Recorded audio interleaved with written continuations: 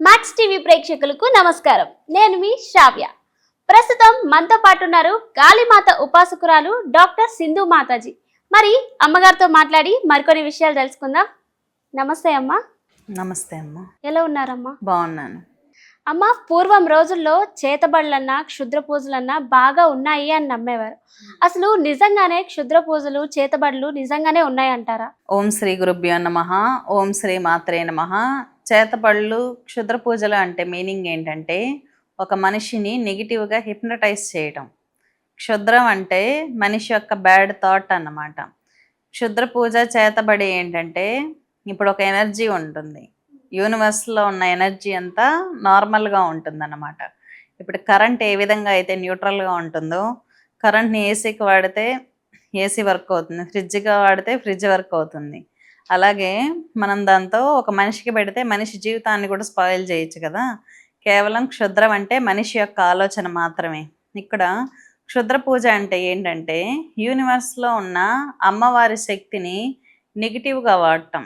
అంటే ఒక మనిషిని చంపటానికో హింసించడానికో ఒక మనిషి ఆలోచనతో అలా వాడటం వల్ల అది క్షుద్ర పూజ అవుతుంది. క్షుద్రం అనేది కేవలం మనిషి యొక్క ఆలోచన, చెడు చేయాలనే ఒక ఆలోచన, దాన్ని క్షుద్ర పూజ అంటాం. మనిషి మంచిగా బాగుపడటానికి చేసే పూజని మంచి పూజ అంటాం. ఎనర్జీ అనేది అంతా మంచిదే, కానీ వాడి థాట్లో క్షుద్రం అనేది ఉంటుంది. అమ్మ, మరి నాకు ఒక డౌట్.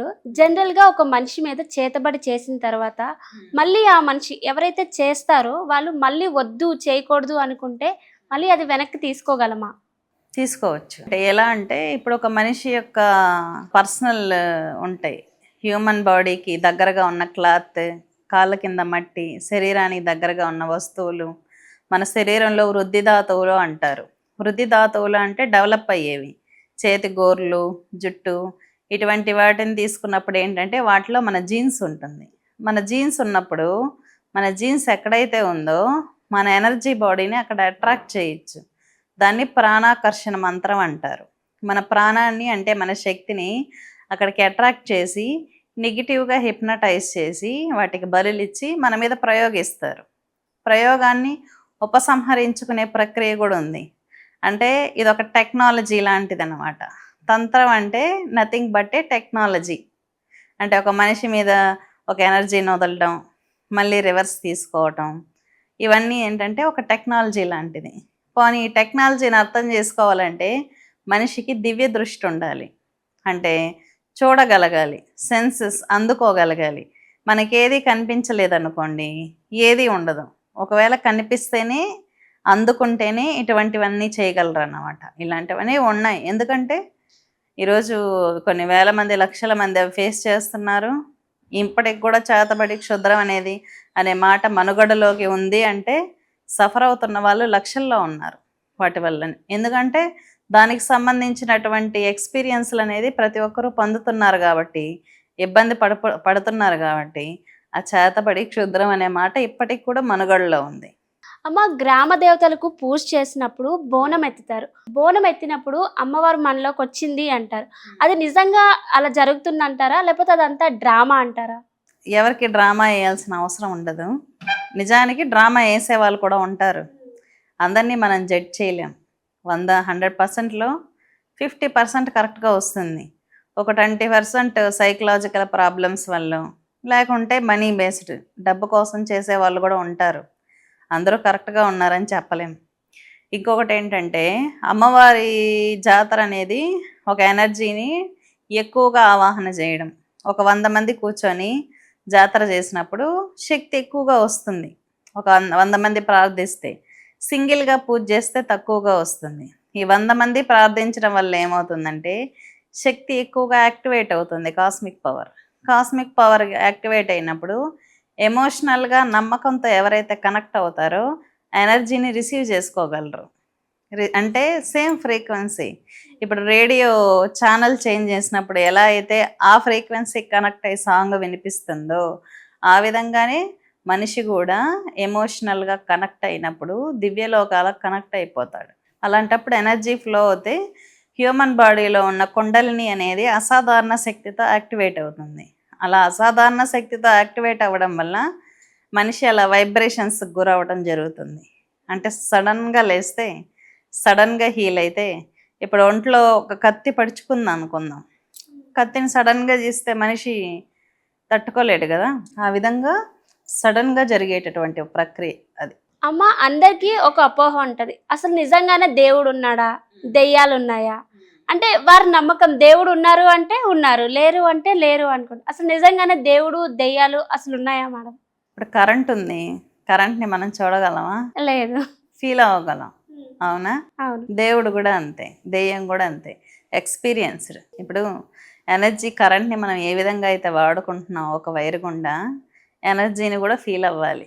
ఎనర్జీని ఫీల్ అయినప్పుడు దేవతలు దర్శనాలు ఇస్తారు, కానీ ఎగ్జామిన్ చేస్తారు మనిషిని. ఎగ్జామిన్ చేసి దర్శనాలు హ్యూమన్ ఐస్తో కూడా దేవతని చూడొచ్చు, కానీ వాళ్ళు మీకు ఎందుకు కనిపించాలి? అది మీరు పిలిస్తే వస్తారు, మీరు ఎంత ప్రేమతో భక్తితో పిలిస్తే వస్తారు. నువ్వు ఉన్నావా లేదా అని టెస్ట్ చేసేంత క్యాపబిలిటీ హ్యూమన్కి ఉండదు, అవునా? ఇంత పెద్ద వరల్డ్లో మనము ఉపగ్రహం నుంచి చూసినప్పుడు భూమి ఎంత చిన్నది, ఇండియా ఎంత చిన్నది, అందులో మనిషి ఎంత చిన్నవాడు. కనీసం మనం ఏమనుకుంటున్నావో కూడా స్పిరిచువల్ ఎనర్జీస్ చేరాలి అంటే కొన్ని లక్షల సార్లు తలుచుకోవాలి. అవును. అప్పుడే వెళ్తుంది మన థాట్. Yes, exactly. అమ్మ, మరి కాళీమాత కూడా దేవుడే కదా, మరి శుద్ర పూజలు చేతబడులు చేసేవారు ఎక్కువ ఆ దేవుడినే ఎందుకు నమ్ముతారు? సినిమా ట్రిక్ అంటే లాస్ట్లో మూవీస్లో అలా తీసుకొచ్చేసారు. కాళీమాత అంటే నాలుగు తెరుచుకొని ఉంటుంది, క్షుద్రం చేస్తుంది, మూవీస్లో అలా తీసుకొచ్చారు. కానీ నిజానికి కాళీ అంటే టైం, ఒక టైంని ఇండికేట్ చేయడానికి కాళీ అని సూచిస్తాం. అంటే భూత భవిష్యత్ వర్తమాన కాలాలు మూడు కలిపితే కాళీ అన్నమాట. అంటే అమ్మవారు టైంకి ముందు ఉంది, టైం తర్వాత ఉంది, అంటే టైంని కంట్రోల్ చేసేది కాళీ. కానీ దానికి ఒక రాంగ్ కాన్సెప్ట్ తీసుకొచ్చేసారు. అమ్మవారంటే ఉగ్రస్వరూపము, క్షుద్రం చేసేస్తారు. అమ్మవారంటే high voltage, nothing but electrical energy Kali అంటే. కాబట్టి అమ్మవారు హై వోల్టేజ్ కాబట్టి కరెంట్ని ఏ విధంగా అయితే వాడతామో, అతను కాళీని క్షుద్రానికి వాడితే పని జరుగుతుంది, తర్వాత రివర్స్ కూడా అవుతుంది. ఇప్పుడు మన ఇంట్లో అమ్మ ఉంది కదా అని పక్కింట్లో వెళ్ళి చంపేసిరమ్మని చెప్పం కదా, మన అమ్మని ఎలా చూసుకోవాలో అలా చూసుకుంటాంగా. ప్రికాషన్స్లో చూసుకోకపోతే ఎనర్జీ రివర్స్ అవుతుంది. అమ్మ, చాలా మంది అమ్మవారికి బలిస్తారు, అలా బలించాలని మనకి పురాణాల్లో ఎక్కడైనా రాసుందా? శాస్త్రాల్లో ఉంది, అథర్వణ వేదంలో ఉంది. ఒక యజ్ఞం అప్పుడు బలి సమర్పణ అనేది ఎందుకు ఇస్తారు, ఎలా ఇస్తారు, ఏంటి అనేది 4 వేదాల్లో ఉన్నటువంటి అథర్వణ వేదంలో ఉంది. అసలు బలి ప్రక్రియ అనేది ఒక యజ్ఞం నిర్వహించడంతో ఈక్వల్ అన్నమాట. బలి అనేది ఎందుకు ఇస్తారంటే ప్రాణశక్తిని అమ్మవారికి అందించడం కోసం. బలి యొక్క ఆలోచన ఏంటంటే ఒక యజ్ఞాన్ని అయితే నిర్వర్తిస్తామో బలి కూడా ఆ విధంగానే. యజ్ఞం చేసినప్పుడు శక్తి ఏ విధంగా అయితే దేవతకు చేరుతుందో ఇచ్చే బలి అదే విధంగా దేవతకు వెళ్తుంది. కాబట్టి దాన్ని బలి ఇవ్వడానికి కూడా ఒక పద్ధతి ఉంది. ఏదో చిన్న పిల్లల్ని తీసుకొచ్చి బలి ఇవ్వటం, ఎవరిని పడితే వాళ్ళని బలి ఇవ్వటం అలాంటివి ఏవి ఉండవు.